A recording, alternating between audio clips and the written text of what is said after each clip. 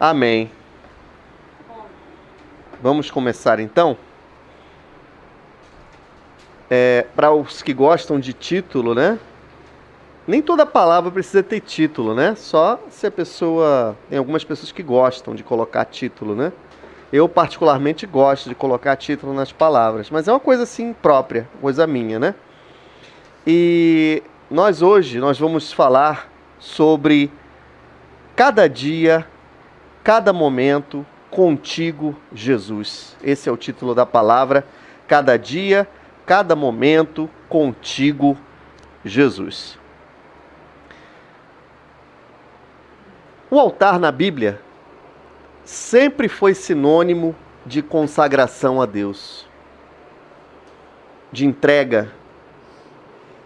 Se você ler a Bíblia, do começo até o fim, de Gênesis a Apocalipse, você vai ver que homens de Deus que amavam a presença de Deus sempre construíram altares.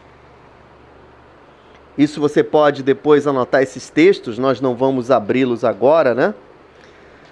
Gênesis capítulo 8, versículo 20, Noé fez um altar assim que as águas do dilúvio se foram. Abrão e depois Abraão, foi mudado de nome por Deus, em Gênesis 13, versículo 18. Isaac também construiu um altar a Deus, está também em Gênesis 26, versículo 25. Jacó construiu um altar a Deus em Gênesis 33, versículo 20 e também 35, versículo 1. Moisés construiu um altar em Êxodo 27, versículo 1. Durante toda a Bíblia, homens de Deus construíram altares físicos, muito mais no Velho Testamento, construíram altares físicos que eram sombras das coisas que haviam de vir. O altar físico, na verdade, era uma representação de entrega de vida, de aliança com Deus. Na verdade, a Bíblia fala que o altar físico, ele é sombra do que havia de vir. Nos nossos tempos, nos tempos do Novo Testamento, nós não precisamos mais construir altares físicos. Isso faz parte da religião judaica. Nós vamos ver alguns textos do Novo Testamento que mostram, que falam sobre isso. Eu vou utilizar duas versões de tradução essa noite. Vamos utilizar a versão King James e a versão atualizada. Então eu vou estar intercalando entre uma e outra. Então, se a sua versão estiver diferente, é porque eu estou lendo em outra versão. Colossenses 2, agora sim, vamos abrir. Colossenses 2, 16 e 17.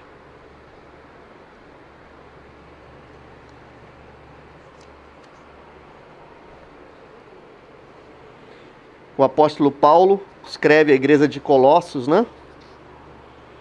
Portanto, ninguém tem o direito de vos julgar pelo que comeis ou pelo que bebeis, ou ainda com relação a alguma festa religiosa, celebração das luas novas ou dos dias de sábado. Esses rituais, eram rituais da religião judaica, né? São apenas sombra do que haveria de vir.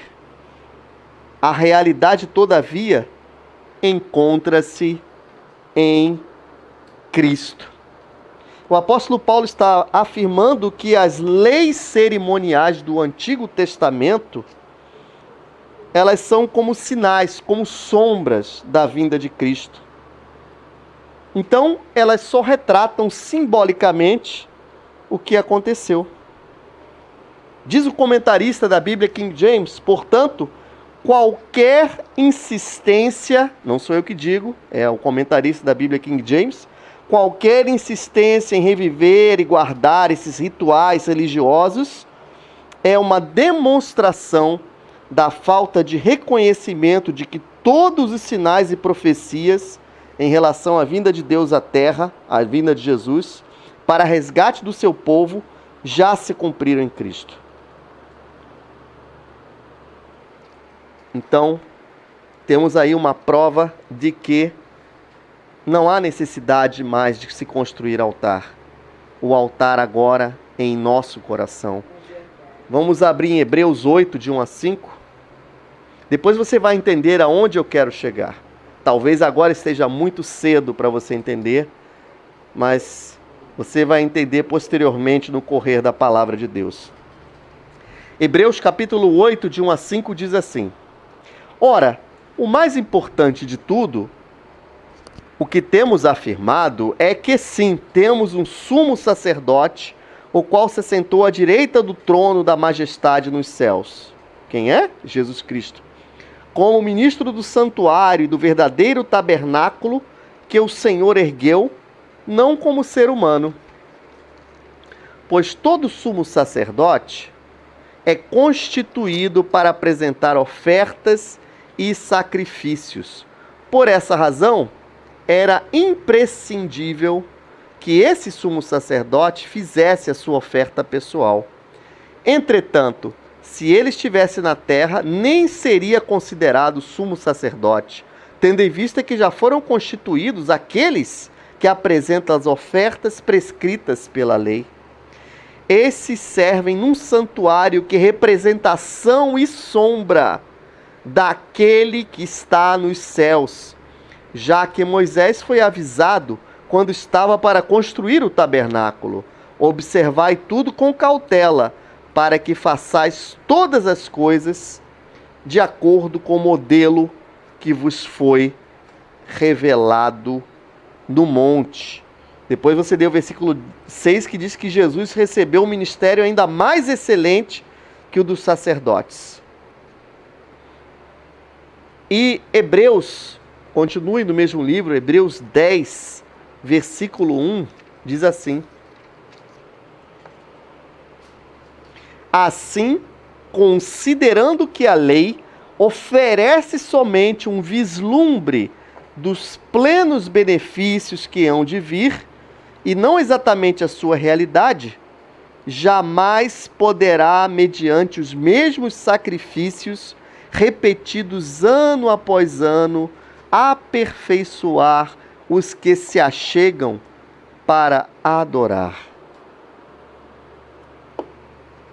Aqui está a prova de que os sacrifícios da lei não são mais necessários. O altar agora é no nosso coração. Vamos abrir em Jeremias 31, 33, para mostrar mais um texto que se refere a isso que estamos comentando, refletindo essa noite. Jeremias 31, 33 diz assim: Porque esta é a aliança que firmarei com a casa de Israel depois daqueles dias, diz o Senhor. Na mente lhes imprimirei as minhas leis, também no coração lhes inscreverei. Eu serei o seu Deus, e eles serão o meu povo.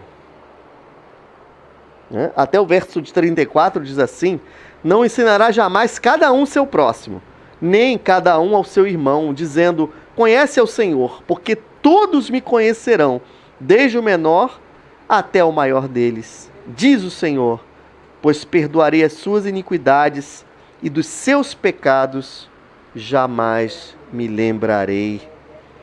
Deus inscreveu as suas leis no nosso coração. Aleluia. Nessa nova dispensação de Jesus. Nós não estamos mais na lei. Ezequiel 36, 26.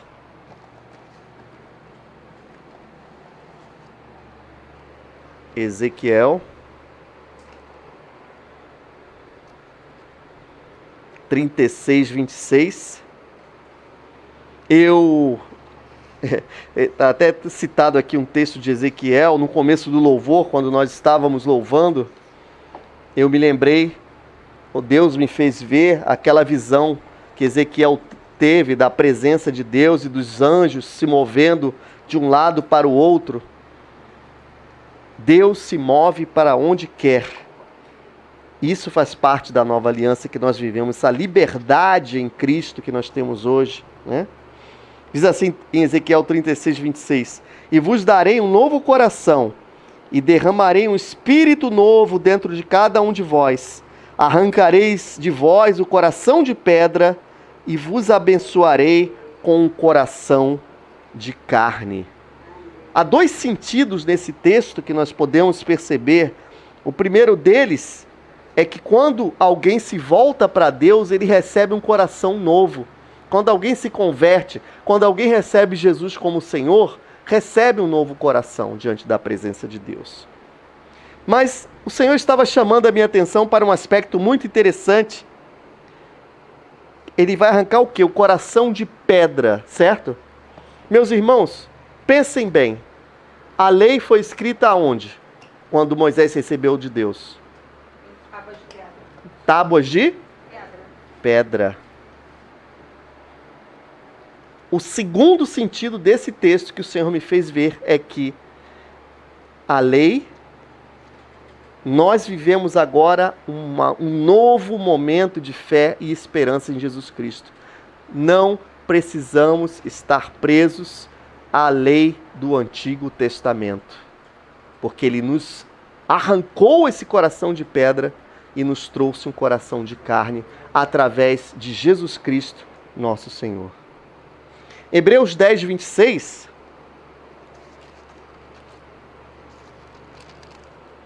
Calma que você vai entender, calma.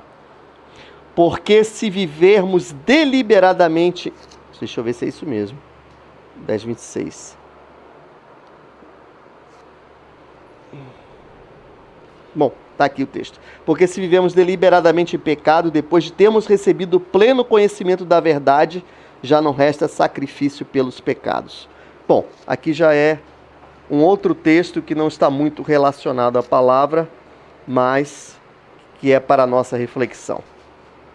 Mas o que eu gostaria de falar essa noite? No Antigo Testamento, somente o sacerdote poderia oferecer sacrifícios e holocaustos.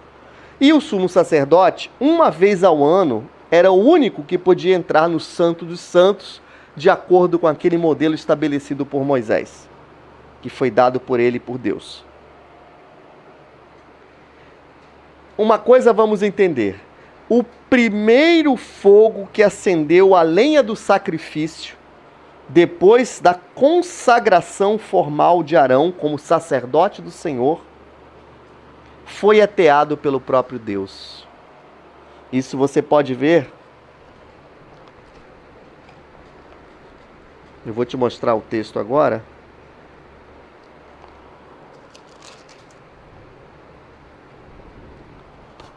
Levítico 9, 24. Depois da consagração de Arão, diz assim: E eis que saindo fogo de diante do Senhor, consumiu o holocausto e a gordura sobre o altar, o que vendo o povo jubilaram, se alegraram e prostraram-se sobre os seus rostos. Quando o primeiro sacerdote foi instituído, saiu fogo da parte de Deus que acendeu o altar de holocausto, de entrega a Deus. Quando você entrega a sua vida a Jesus Cristo, por que essa ideia de falar sobre o Velho Testamento e agora fazer uma conexão com o Novo Testamento? Porque tudo se liga, tudo se encaixa. Você pode perceber isso. Quando você entrega a sua vida a Jesus, depois você lê com calma Romanos 8, versículos 9 e 10. Vamos abrir então, Romanos 8, 9 e 10.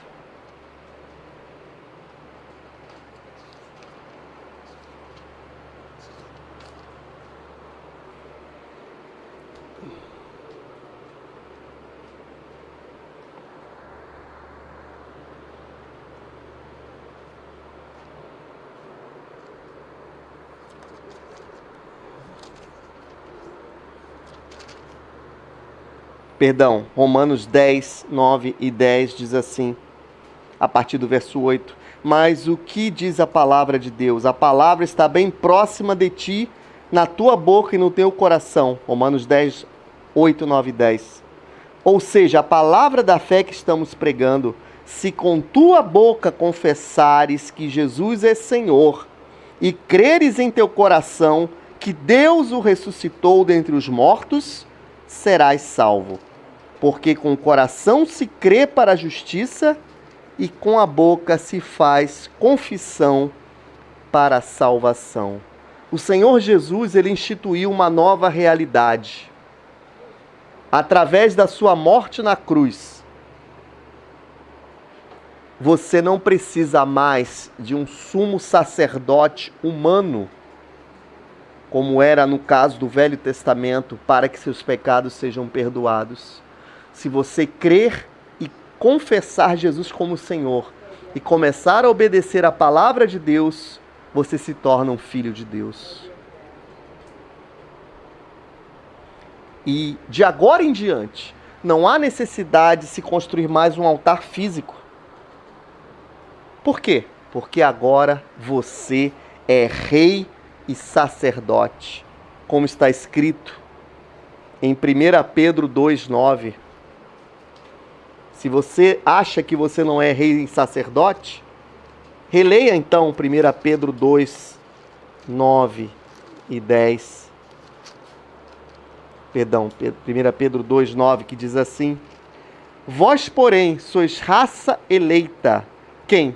Pedro estava escrevendo para os discípulos de Jesus. Sacerdócio real, nação santa, povo de propriedade exclusiva de Deus, a fim de que proclamardes as virtudes daquele que vos chamou das trevas para a sua maravilhosa luz. Se você acha que você não é nem mais rei, nem mais sacerdote, essa passagem de 1 Pedro foi direcionada a você. Mas muitos dizem, isso é só para os líderes. Que isso, meu irmão? Pedro escreveu para todos aqueles que creem em Jesus Cristo. Agora você é rei e sacerdote. Por isso, não é mais necessário construir altares físicos ou observar festas judaicas. Agora nós somos livres para servir a Jesus.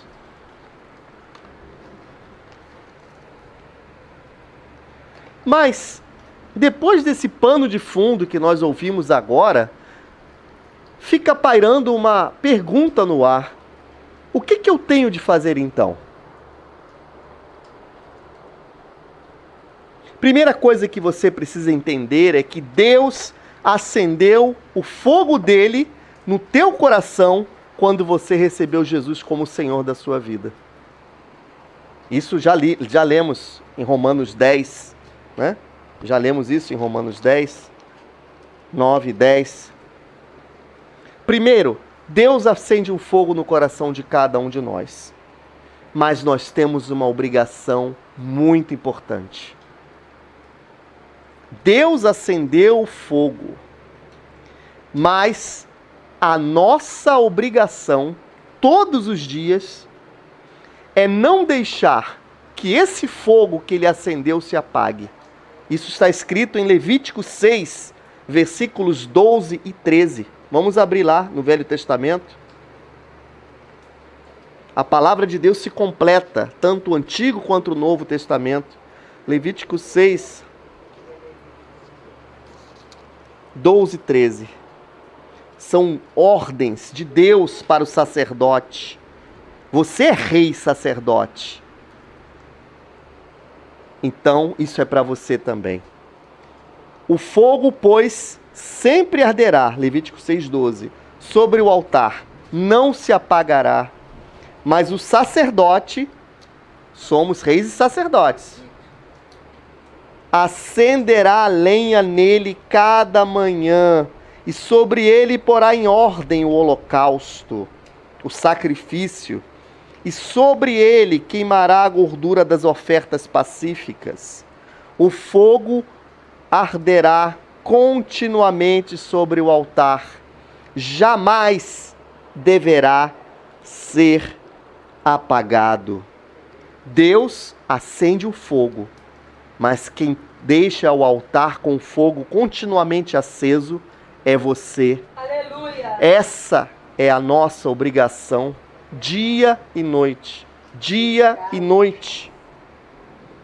Há pessoas que não leem mais a Bíblia, não oram mais, estão deixando o fogo que se acendeu se apagar.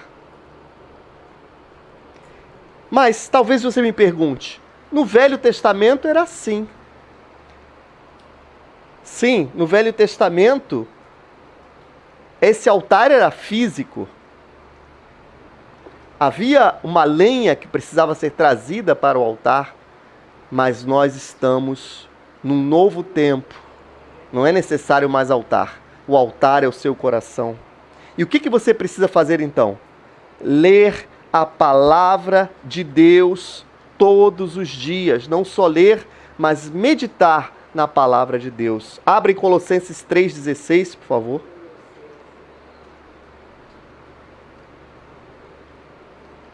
O que diz em Colossenses 3,16?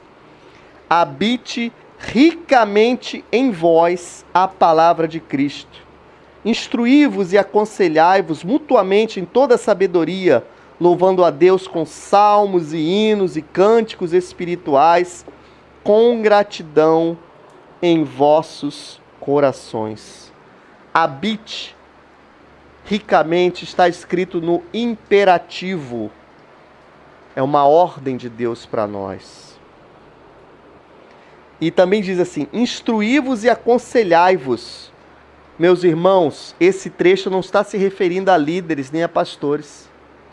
Está falando do tratamento dos crentes uns com os outros. Como é que você vai instruir e aconselhar seu irmão em Cristo se você não está lendo a palavra de Deus? Louvando a Deus com salmos e hinos e cânticos espirituais. Foi o que aconteceu no culto dessa noite. Nós louvamos, e depois houve um espaço para cânticos espirituais. É isso que Deus quer, é isso que Deus almeja, porque Deus se revela no meio do seu povo. Mas como posso continuar, manter essa chama acesa também? Orando. Em Marcos 11, 25, não só lendo a palavra de Deus, mas orando. Marcos 11, 25.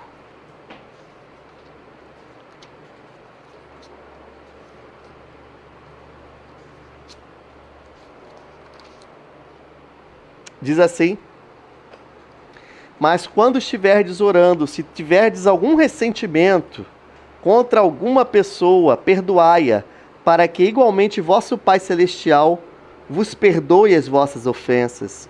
Leu 26. Entretanto, se não perdoardes vosso Pai que está nos céus, também não vos perdoará os vossos pecados. Mateus 6,6. Oração é perdoar também os outros, né? Quando você orar, esteja certo que você perdoou as pessoas que te machucaram. Tu, porém, quando orardes, Mateus 6,6, vai para teu quarto e após ter fechado a porta, orarás a teu Pai que está em secreto, e teu Pai que vem em secreto te recompensará plenamente. E depois Jesus já continua dando instruções, não useis de vãs repetições, etc. O altar é aceso a cada dia em nossas vidas quando nós oramos todos os dias. Outra coisa que você precisa fazer para que esse fogo não se apague do altar de Deus em teu coração é se encher do Espírito Santo. Vamos abrir em Efésios 5,18.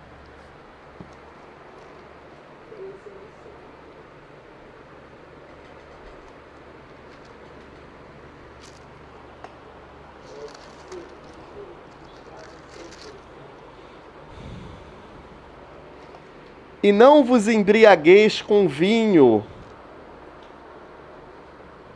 onde há dissolução, mas enchei-vos do Espírito.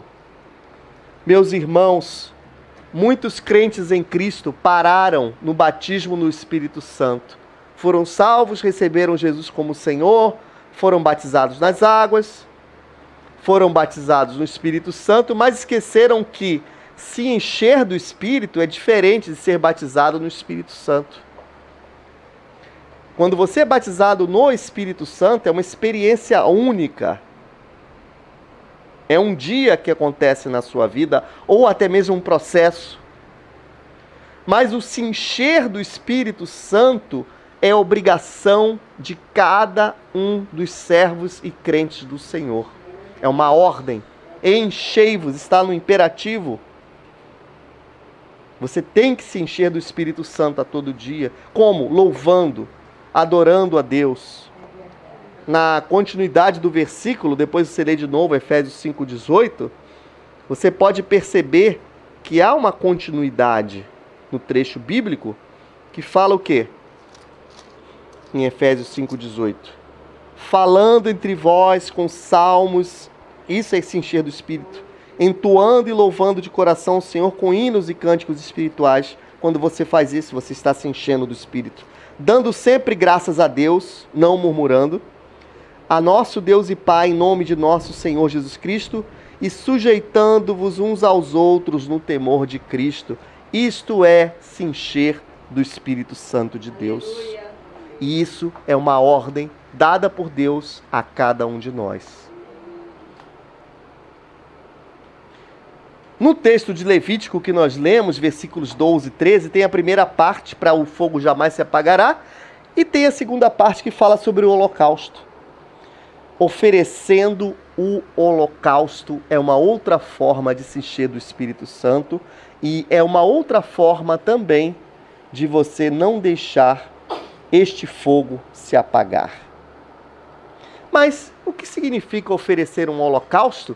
Já que não há necessidade mais de sacrifício, já que Jesus Cristo, o nosso amado Senhor, já morreu na cruz. O que é o holocausto? Agora no Novo Testamento. O sacrifício agora não é mais sacrificar animais. É louvar quando tudo está desabando ao seu redor. Aleluia. Isso é sacrifício. Sabe o que é sacrifício? É perdoar o seu irmão. Vê lá em Mateus 18, 15, 16 e 17. Mais um sacrifício. Mateus 18.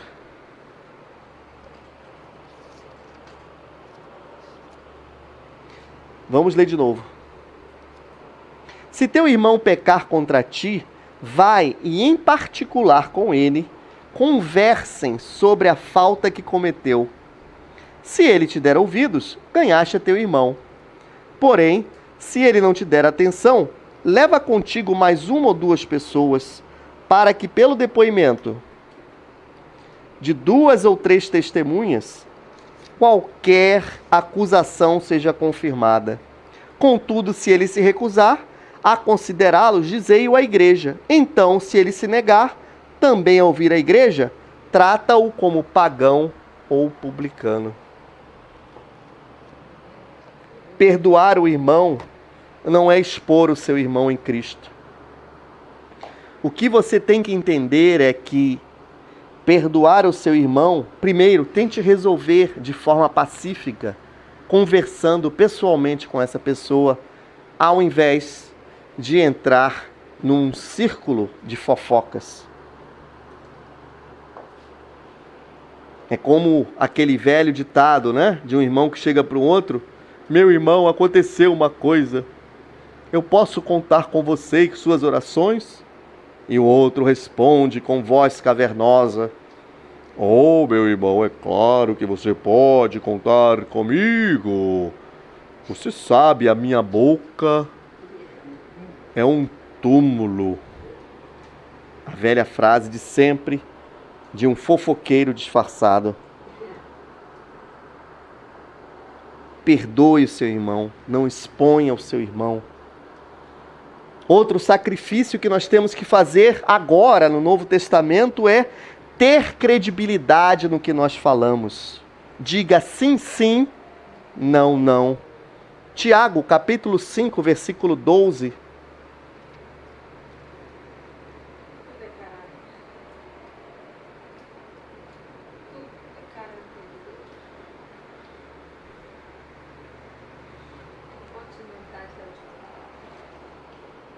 Contudo, meus queridos irmãos, não jureis nem pelo céu, nem pela terra, tampouco façais qualquer outro juramento. Seja suficiente a vossa palavra, sendo sim que seja sim, quando não, não. Procedei assim para não cairdes em condenação. Esse texto está ligado com Mateus 5, de 33 a 37, que diz assim, o próprio Jesus falou: também ouvistes o que foi dito aos antigos, não jurarás falso, mas cumprirás rigorosamente teus juramentos ao Senhor. Entretanto, eu vos afirmo, não jureis de forma alguma, nem pelos céus, que são o trono de Deus, nem pela terra, por ser o estrado onde repousam seus pés, nem por Jerusalém, porque é a cidade do grande rei. E não jures por tua cabeça, pois não tens o poder de tornar um fio de cabelo branco ou preto. Seja, porém, o teu sim, sim, e o teu não, não. O que passar disso vem do maligno.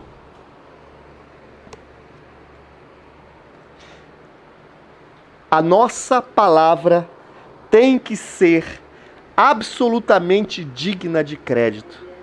Se você diz sim, é sim. Se você diz não, é não. Não prometa o que não pode para as pessoas. Não diga sim quando você sabe que não pode fazê-lo. E não diga não quando você tem o poder de fazer.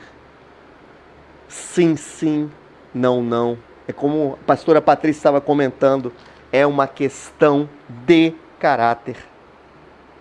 Esse é o nosso holocausto nos dias de hoje. Esse é o nosso sacrifício. Isso é o que o Senhor precisa de nós. Outro holocausto que nós vamos ver essa noite está em Provérbios 13, versículo 10.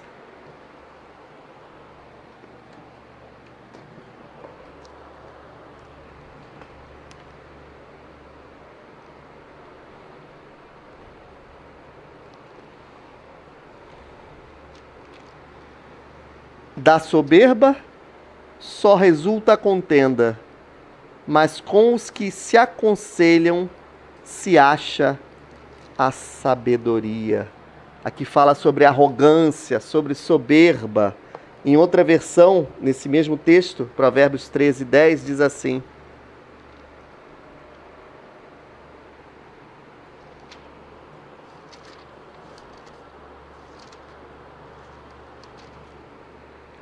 a arrogância só produz contendas, mas a sabedoria está com aqueles que buscam conselho. Devemos ter a humildade necessária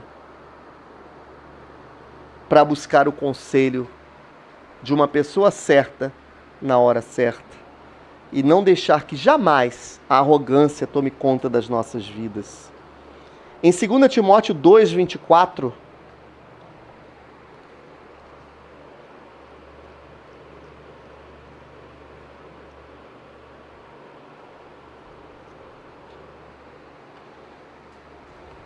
diz assim: ao servo do Senhor, e aqui não se refere só aos líderes. Você é filho de Deus? Você crê em Jesus Cristo? Esse texto é para você também. Ao servo do Senhor, seja ele líder, seja ele pastor, seja ele diácono, seja ele obreiro, seja ele ovelha, apenas uma ovelha, serva do Senhor, não convém discutir ou contender, mas sim ser amável para com todos, capacitado para ensinar, paciente. Depois ele continua falando outras qualidades também que se referem à liderança. não convém a um servo de Deus discutir. Nem que você tenha que engolir o ranário inteiro. Nem que você tenha que levar desaforo para casa. Não convém discutir, contender, brigar. Conta até 10. Conta 10 carneirinhos, sei lá, conta qualquer coisa. Engole um copo d'água.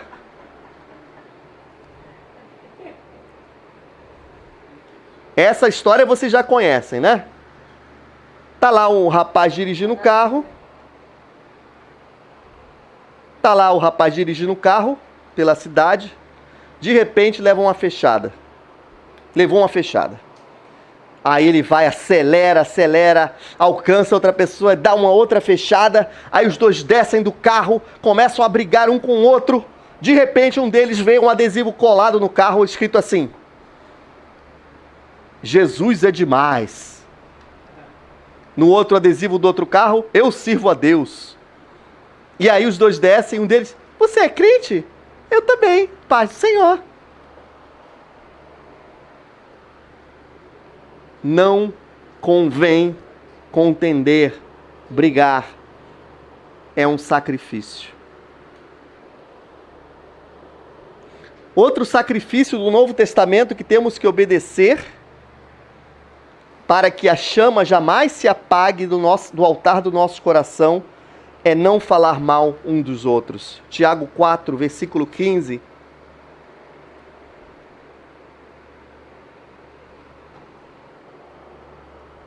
Perdão, 4, versículo 11. Caros irmãos, Tiago está escrevendo para a igreja. Não está falando com a pessoa que não serve a Jesus Cristo. Caros irmãos, não faleis mal uns dos outros. Quem se põe a falar contra algum irmão ou passa a julgar o seu irmão, acaba protestando contra a lei e a julga também.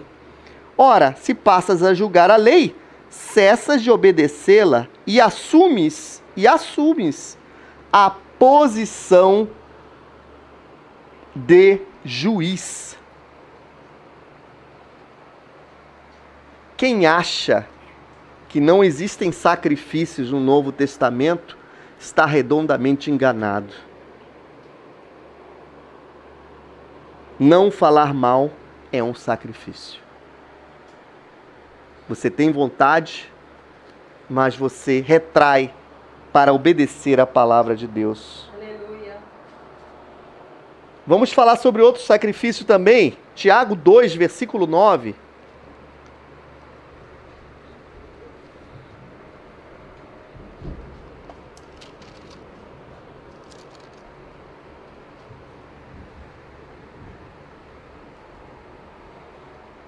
Se todavia fazeis acepção de pessoas, cometeis pecado, sendo arguídos pela lei como transgressores. Se você ler depois o contexto, você vai perceber que esse texto é sobre riqueza e pobreza. Até a volta de Jesus Cristo, nós sempre iremos ter irmãos ricos e irmãos pobres. Esta é uma realidade. Não adianta fazer tantas campanhas. Venha prosperar, venha prosperar. Venha ganhar o seu carro importado e sua casa na Barra da Tijuca. Prospera, meu irmão. Se você não prospera, tem algo errado com você. Esse evangelho não é o de Jesus Cristo.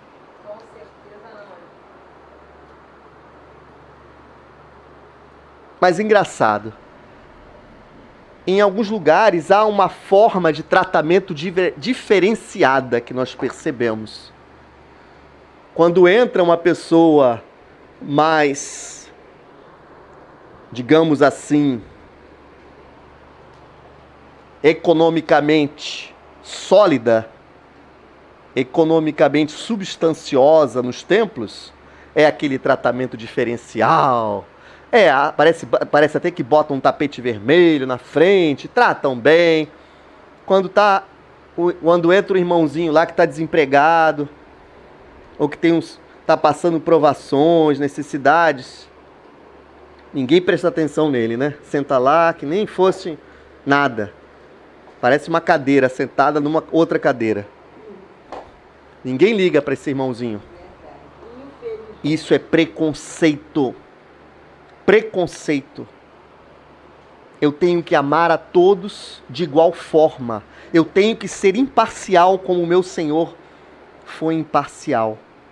Quando Jesus atendeu o jovem rico, não sei se você percebeu naquele texto do jovem rico. Depois você lê com mais calma. Eu não vim pregar aqui essa noite sobre o jovem rico, mas depois você lê lá o capítulo 19 de Mateus, que fala sobre o jovem rico. Em nenhum momento Jesus condenou o jovem rico.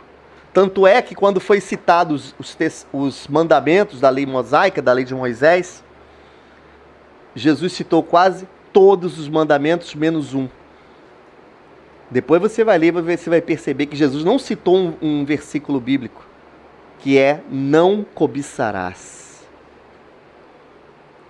Porque Jesus, na verdade, não estava condenando o jovem rico. Ele estava tentando alcançá-lo, porque o coração dele estava nas riquezas. O que nós temos que entender é que nós não podemos tratar com preconceito tanto o pobre como o rico. Se algum rico, uma pessoa financeiramente, economicamente muito bem financeiramente se converte, eu também não posso tratá-lo de forma preconceituosa. Eu tenho que tratá-lo da mesma forma que Jesus o trataria. Assim também aquele que tem problemas na área financeira. Este é o nosso sacrifício. Estamos terminando. Vamos abrir em Mateus 7, versículo 4, que é um outro texto que faz parte da nossa lista, né, de coisas que nós temos que fazer para que o fogo que foi acendido em nosso coração não se apague. Mateus, capítulo 7, versículo 4.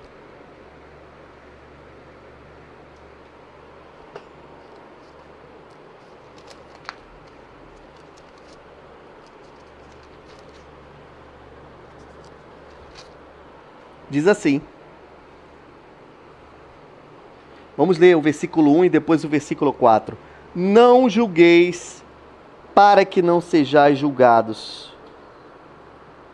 Versículo 4. Como podes dizer a teu irmão: permite-me remover o cisco do teu olho, quando há uma viga no teu? É possível ajudar o nosso semelhante com conselhos e críticas. Mas o nosso dever é amar antes de julgar. Amar antes de julgar. Porque se eu julgo ao meu irmão, eu me coloco na posição de juiz e eu serei julgado da mesma forma.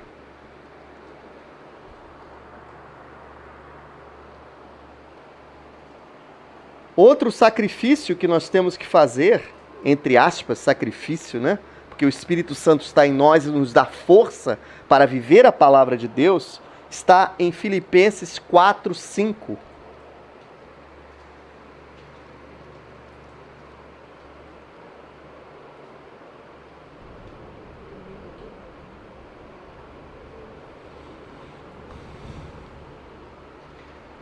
Na versão atualizada está escrito: seja a vossa moderação.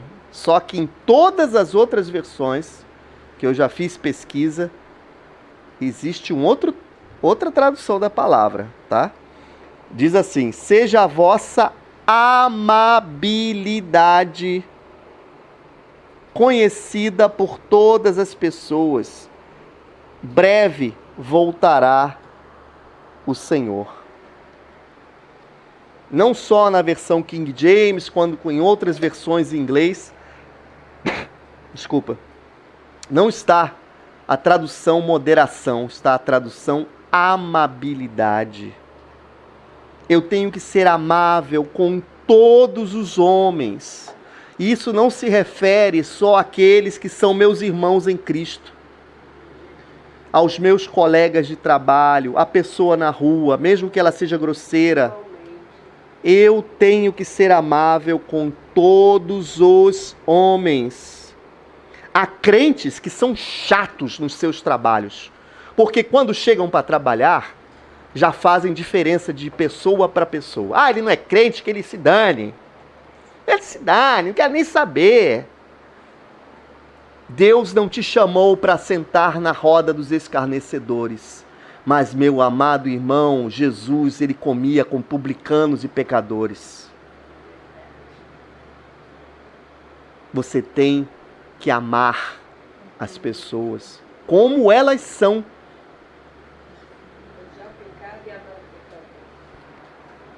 Exatamente. Amar o pecador, odiar o pecado. Porque se você se transforma só numa máquina de Bíblia para as pessoas, eles nunca vão querer ouvir o Evangelho. O Senhor nos atraiu com cordas de amor. Não foi condenando as pessoas que Ele atraiu. Sim, quando te perguntarem se existe inferno, é claro que eu vou falar. Existe. Está na Bíblia, está na palavra.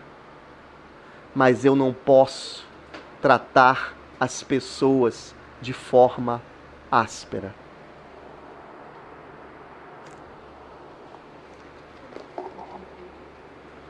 Por que tudo isso?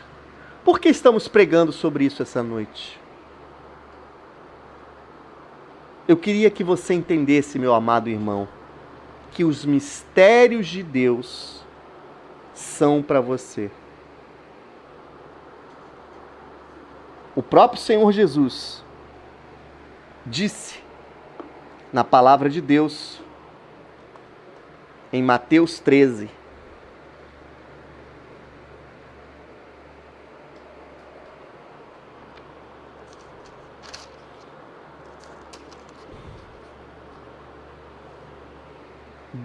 a 12. Então os discípulos se aproximaram de Jesus, dele, e perguntaram: por que fala para as pessoas por meio de parábolas? Ao que ele respondeu: porque a vocês, a vós outros, foi dado conhecimento dos mistérios do reino dos céus, mas a eles isso não lhes foi concedido. Pois a quem tem, mais se lhe dará, e terá em abundância, mas ao que quase não tem, até o que tem, lhe será tirado. Se você se aproxima de Jesus para ouvir a palavra de Deus, para obedecer a palavra de Deus, você vai ter e vai ter muito mais da presença de Deus. E os mistérios de Deus, para você que segue a Jesus Cristo, os mistérios de Deus são para vocês. Não são para quem não serve a Jesus Cristo. Mistério de Deus é para servo de Deus. E até aqueles que acham, que sabem, que têm muito conhecimento científico, até o que eles têm vai lhes ser tirado.